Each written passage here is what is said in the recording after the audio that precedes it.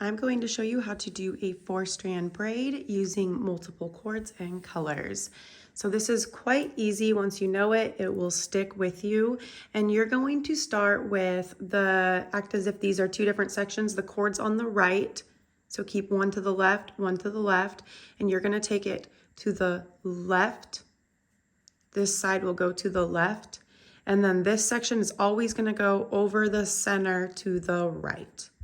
And again, the cord section furthest on the right of each goes over to the left. This one goes over to the left. And this one will always go to the right. And you're just gonna repeat that exact same step all the way until you get to the desired length you want. And remember that this one is always going to the right.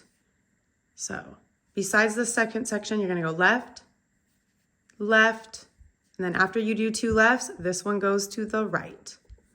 Left, left, and to the right. And this is a really easy knot. Once you get it down, you can add this into your wall hangs. These make beautiful keychains. I also make bookmarks with them. And you can choose to just do 4 cords or double them up like I did with the lark's head knot. But it is a very easy knot once you get the hang of it. And you can have fun playing around with multiple colors or single colors, and it is your choice.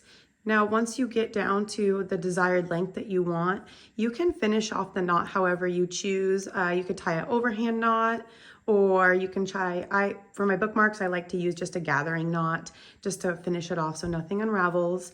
But that is pretty much it for your 4-strand braid. So at this point, you would either tie a knot or a gathering knot, but there is your 4-strand braid with multiple cords and colors. I hope you liked that. Thanks for watching.